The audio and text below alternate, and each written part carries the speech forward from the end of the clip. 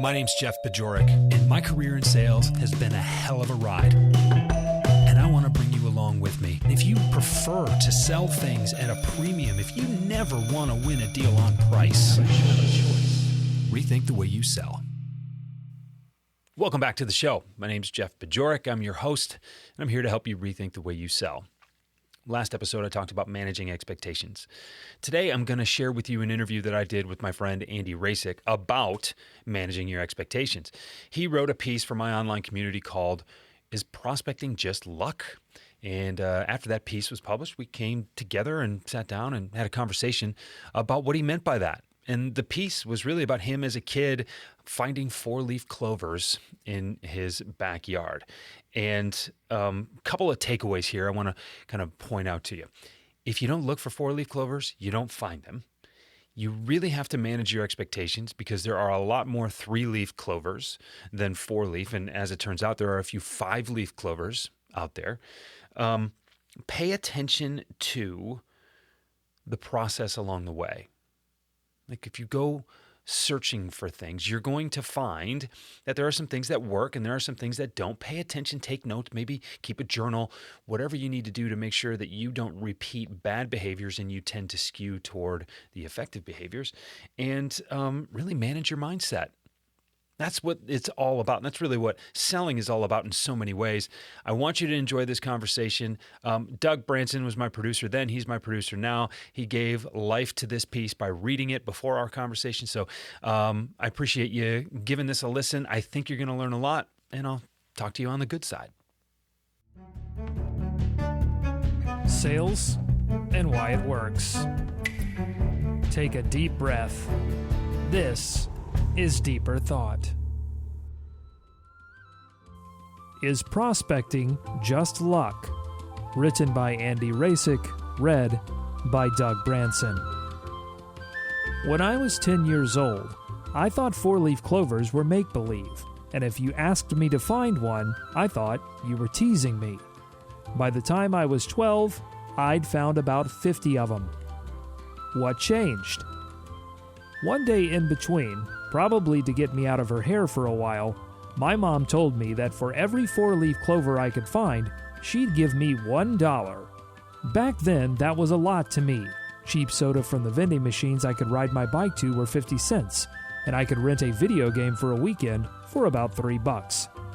Being the enterprising child that I was, I marched out to an area of our yard that had tons of clovers, and just yanked as many as I could find in big fistfuls, and then took them back and dropped them on the concrete to sift through them quickly. Not surprisingly, my first few passes weren't fruitful. They're lucky for a reason, right? So I went through this routine a few times, likely making the lawn look ugly as hell in the meantime, until... Aha! I'd found one. A bona fide four-leaf clover. That was quite a feeling, finding my first four-leaf clover. I found something that, up until that point, I had never seen in person. I didn't really believe they were real.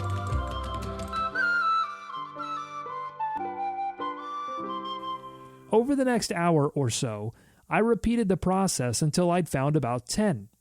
Not wanting to push my luck too far, or waste my efforts if I pushed it too far, I turned in my bounty, collected my cash, and promptly spent it on, I don't even remember what. Since then, I've kept an eye out when walking through clover patches. False positives are incredibly common. Clovers tend to grow tightly and hide each other, so you'll think you found one until you go to pick it, and then hopes are dashed. I found patches that had a high likelihood of producing four-leaf and five-leaf, believe it or not, clovers. Eventually, I got to the point where my family didn't even look up when I announced I'd found another one.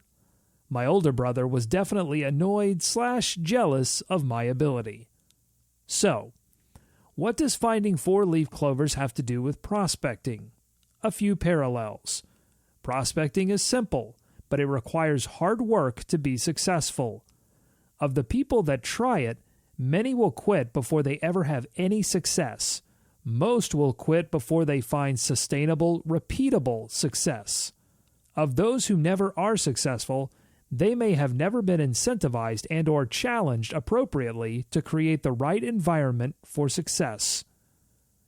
Many people don't know the strategies to increase their chances of success when prospecting. Many people don't apply strategies to improve their efficiency while prospecting. Lessons that apply to whatever you're selling, from toothpicks to enterprise deals. Great prospecting begins with great market research. There are better places and ways to spend your time than blindly reaching out to potential buyers. What kind of person typically buys your offering? It doesn't matter if you're selling B2C or B2B. Find the trigger events and or buyer/organization demographics that mean someone is most likely to buy from you. Michael Dell, founder and CEO of Dell, got his start in sales selling newspaper subscriptions. He figured out that the people most likely to buy were new home buyers. He then got a hold of a list of people who had just purchased homes and canvassed new build neighborhoods and crushed his goal. There is always something that will give you an edge. Figure that out and then hunt accordingly. Except on a fundamental level that you're going to fail. A lot. And when you do, you're sometimes going to catch people on a bad day, and they're going to take it out on you. My brother gave me grief when I shook my head at a fistful of clovers that was a dud. Some prospects are stressed and need to vent. It's never about you when that happens. Similarly, accept that when you're successful prospecting, you might get grief too. If you're on a team or in an organization with a bad sales culture, you'll feel like a crab in a bucket where every time you're successful, someone is giving you grief. It's because they're jealous. Pay them no mind.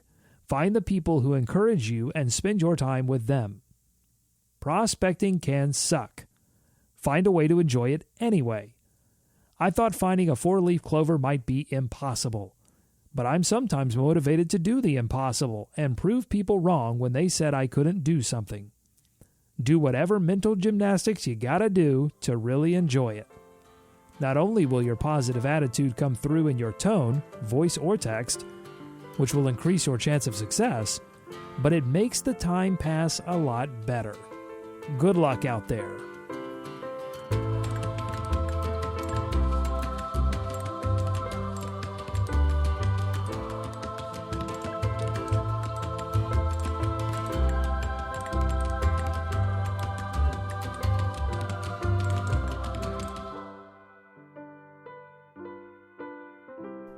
Andy Racic, 4-leaf clovers, 5-leaf clovers?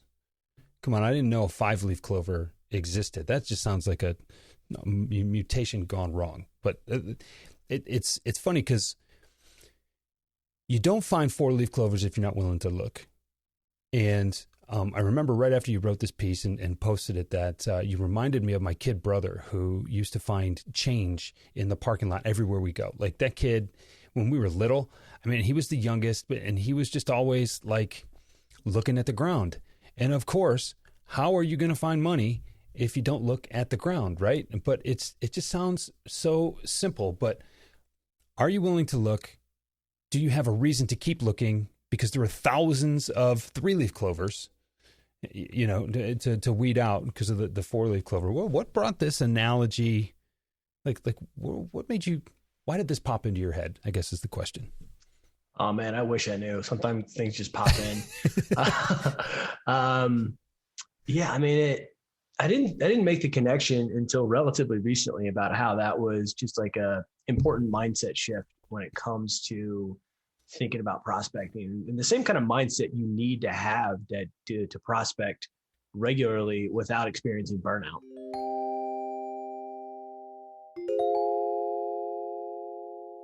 Look, you know how to prospect. I know you know how to prospect, but something still gets in your way. As a matter of fact, I've identified 8 reasons that you and your team are not creating more sales opportunities. I put them together as a white paper to serve as a companion of this season of the Rethink the Way You Sell podcast. Go to jeffbajorek.com/8 reasons to download your copy and the self-assessment that is included in that white paper so you know where you can make maximal impact right away to improve your prospecting results. Now back to the show.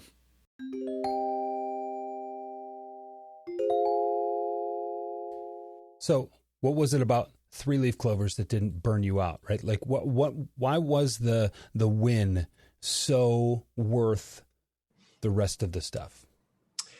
I think it was a lot of just, I guess, accidental expectation management. I just went in there expecting that it was going to be really hard and it was unlikely that I was going to find success. And the reward was enough for me at the time. Like a couple of bucks as a kid was a lot. Right. So, I mean, if you go in knowing that there's some chance of success, and if you are successful, you're gonna like the rewards. But knowing that it won't be easy or immediate, that's kind of the mindset you need to have to an extent, when you're doing a lot of the work that we're doing, because most of our efforts are not going to pan out when we're doing, heavy prospecting sessions, because people aren't going to pick up the phone. You're going to catch them on a bad day. They're definitely just many times not going to be really truly relevant to what you're selling, or if they are, they're not going to be in the market at the time for what you're prospecting for. So there's a million different ways and reasons that prospecting fails, but it still is successful. So I'm really curious if along the way you learn to have fun just hanging out in the grass, right? Like, I mean, when you think about, okay, I have a job, I don't necessarily like to do it. It's kind of hard. The wins are great. That makes it kind of worth going back and continuing to do it. But, at some point, do you just begin to appreciate the search? Do you begin to look for other things? I mean, did you learn other things on the side? Did you, did you learn how to spot crabgrass? Like, you know what I mean? Like, I'm trying to think of other benefits because, when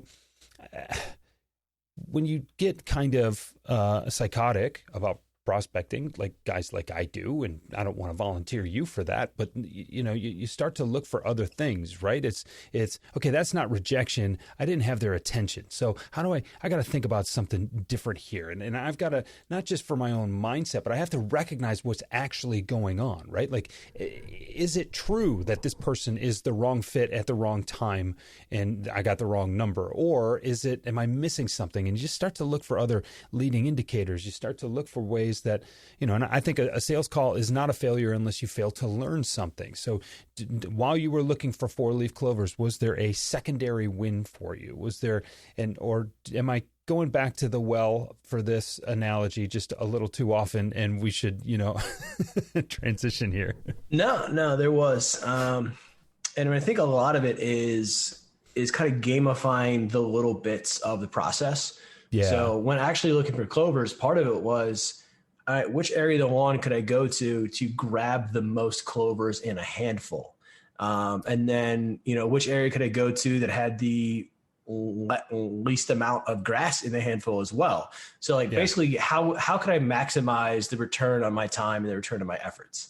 And then there's other skills where like maybe you weren't doing just the, grab as many as you can and sort them out later, just destroying the lawn process that I was doing. Maybe you're just, visually looking and scanning.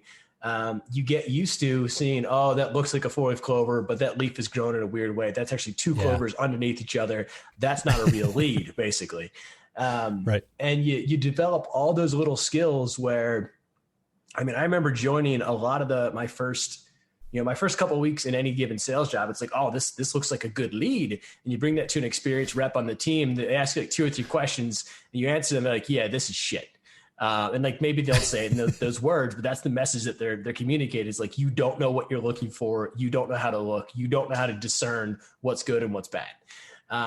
So it's all those little things where it's like, well, yeah, I'm not going to be successful every time, but what skills can I develop along the way that make it more of a process, more of an intellectual pursuit, where it's like, if I look at a company now, I'm going to look at how many employees they have, how many sellers do they have, how many marketers do they have, how many different companies do they market to, how much content do they probably have, how much do I think they probably have a paying for what it is that I sell right now, right? Like, I'm starting to build that muscle in the new job that I joined, like a month and a half ago.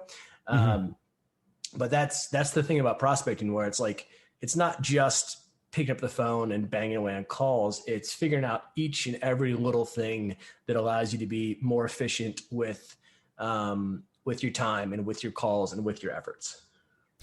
So you can always be more efficient. You can always have more information. We can find a way as human beings to think ourselves right out of a really good situation. How do you manage the pendulum swinging the other way, right? I mean, it's on one hand it is, and I'm going to go back to this well. You're going to grab as many clovers as possible, a clump of green out of the lawn, right? And then you're going to take it to the concrete and spread them all out and see how many you can find. It's another thing to say, well, that doesn't work as well. Let me go and then identify, are the stems on a 4-leaf clover a little thicker? Do they tend to hang out together or separately? What do they look like? What kind of clovers are they around? You know what I mean? Like, you can get things so refined that you talk yourself out of even looking, because you talk yourself into how scarce the ideal plant is, right? Or, for all the talk about ideal client profiles and things like that, you can talk yourself right into, like, there's only one person on the planet right now who can do with, who can use what we have. How do you manage the back and forth of that? Yeah. So for me, I can fall in that same trap where I'm just overanalyzing, over trying to optimize and not executing. So at a certain point, I just tell myself, hey, you've thought about this enough. You probably have a pretty good strategy. Just go do the damn work. Mm-hmm. And it's funny that we're recording this now, because last night I was having a conversation with my partner, and she was like, there are satisfiers and there are maximizers. There's different personality types, basically. Mm-hmm. So a maximizer wants to optimize every single little thing. So you can get stuck in this trap of constantly analyzing to figure out, is this the actual best bookshelf or whatever, or entertainment stand that you're going to buy. Or there's a satisfier where it's like, it satisfies these 3 criteria. Good. Put it on the list. Right. So it's good to be able to work as both, honestly, because you need to do high quality work, which means you need to maximize a lot, but you also need to, jump into whichever the other role is not necessarily natural to you, to just get stuff done when need be. Mm-hmm. It's interesting. We used to have this term in orthopedics. And this was the benefit and the detriment of selling a laser-guided computer navigation system in an operating room that was accurate to 0.5 millimeter. Is that we'd have surgeons who try to be perfect to the 0.5 millimeter. And, without getting into the X's and O's of orthopedic surgery, let's just say the cutting guides, they move in meter or millimeter increments, sometimes 2 millimeter increments versus a 0.5 millimeter. So the system tells you you're off by just a bit, and you're tempted to just freehand a 0.5 millimeter. And it's like, Doc, I know you want to be perfect, but given that we are within 0.5 millimeter, and the acceptable range is literally 3 millimeters, right? I sound like I'm giving orthopedic surgery a bad name. I'm really not. This stuff is really, really exacting, okay? And it's done very, very well. But the enemy of good is perfect. The enemy of really good is perfect. And what happens when you try to freehand skim cut 0.5 millimeter, you end up putting a different angle on the bone. You end up doing something that needs a lot of correction later, which sometimes ends up in a poor outcome. And it's like, but damn, that was really good. Like, if I couldn't measure to a 0.5 millimeter, I'd have looked at that and said, whoa, are you guys see this? Look at this, right? But then with the enhanced precision of the tools that we have, sometimes it's easy to forget that you're really good at what you do. Let's not try to cut it too fine. Let's just go out there and do the work. We know we're going to get repeatable results. We know that we're going to be able to maximize those results with enough focus on the process. And just keep grabbing handfuls of grass, and there might be a 4-leaf clover in there. Hopefully a couple times a week. Andy, this was good. I like watching you grow as a writer, and I love your perspective, and you always have these like really cool viewpoints on things. So thanks for this, and we'll talk to you again soon. Deeper Thought is a Pod About It production. It's edited and produced by me, Doug Branson. Music provided by Blue Dot Sessions. This podcast is masterminded by Jeff Bajorek.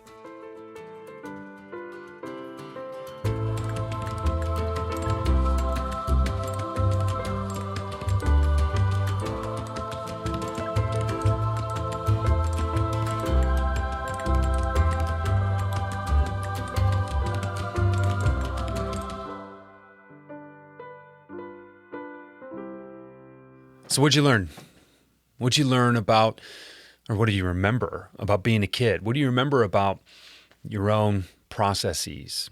You remember about finding your own efficiencies? Like, when I think back on that conversation, I think back to being a little kid and things just being easier, simpler.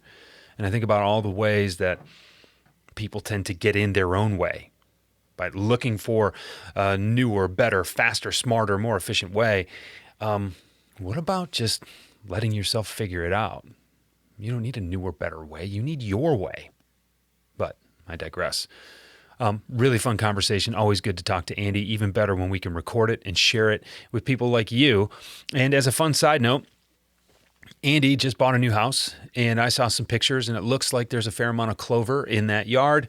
And he told me that he still likes to go out every once in a while and grab a handful and see if any of those clovers have 4 leaves. So kind of a nice way to end the episode on a smile. Thank you. I'm always smiling when I thank you. Thanks for spending your time with me. A lot of podcast episodes out there. You've heard me say that before. I mean it every time.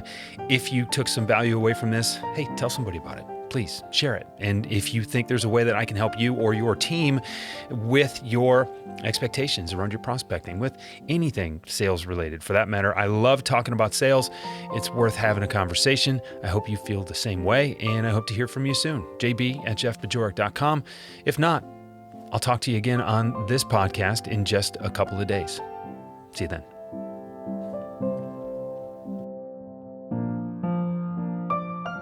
Rethink the Way You Sell is a Pod About It production. It's mixed and edited by Doug Branson, with music by Blue Dot Sessions and Doug Branson. This podcast is masterminded by Jeff Bajorek.